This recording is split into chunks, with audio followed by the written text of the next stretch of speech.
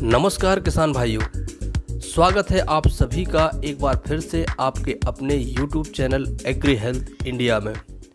किसान भाइयों, आज हम बात करेंगे खेती में उपयोग होने वाले सबसे अधिक उर्वरकों में से एक उर्वरक DAP यानी डाई अमोनियम फास्फेट के बारे में, जो एक रासायनिक उर्वरक है जिसका प्रयोग भारत में हरित क्रांति के बाद तेजी से देखने को मिला। लेकिन जैसे जैसे इसका उपयोग बढ़ता गया वैसे वैसे इसके दुष्परिणाम भी बढ़ते गए। ये बात हमारे किसान भाई भी अच्छी तरह से जानते हैं।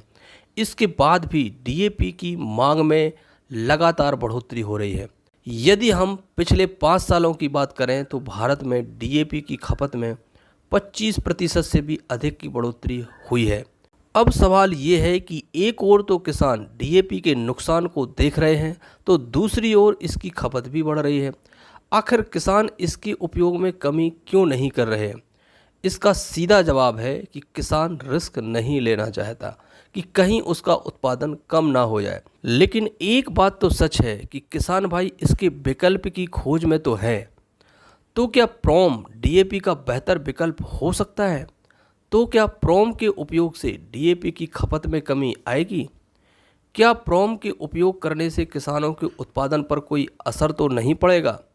इन सभी सवालों के जवाब हम इस वीडियो में देने वाले हैं, तो बने रहिए अंत तक मेरे साथ।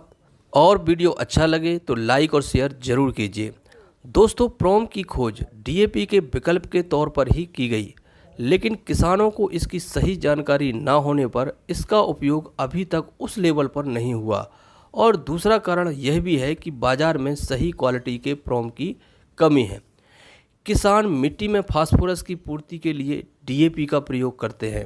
DAP में 46% फास्फोरस होता है, जबकि प्रोम में ये 8 से 14% तक होता है। लेकिन DAP के उपयोग से फसलों को 20 से 30% ही फास्फोरस उपलब्ध हो पाता है।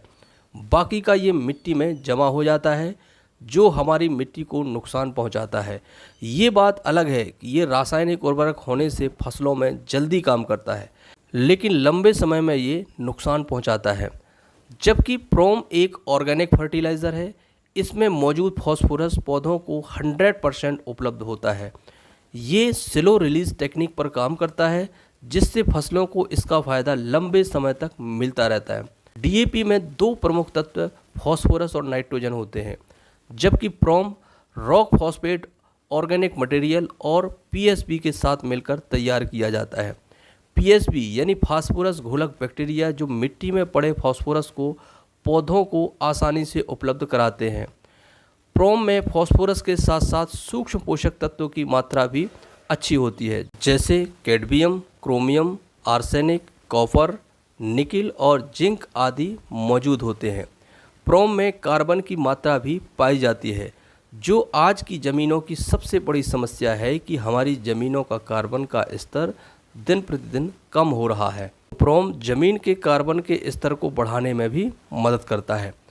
DAP एक रासायनिक उर्वरक है जिसका लगातार प्रयोग करने से मिट्टी का pH बढ़ जाता है और किसानों को हर साल इसकी मात्रा भी बढ़ानी पड़ती है, जिससे किसानों की लागत बढ़ जाती है। जबकि प्रोम का लगातार प्रयोग करने से मिट्टी की गुणवत्ता में सुधार आता है, मिट्टी और पौधों में पोषक तत्वों की उपलब्धता को बढ़ाने में मदद करता है, जिससे फसलों का संपूर्ण विकास होता है और किसानों को इसकी मात्रा बढ़ाने की आवश्यकता नहीं होती, जिससे किसानों की लागत में कमी आती है। तो ओवरऑल देखा जाए तो प्रोम का प्रयोग करने से किसानों को ज़्यादा फायदा है। लेकिन यहाँ पर सबसे बड़ी बात जो ध्यान देने वाली है वो ये है कि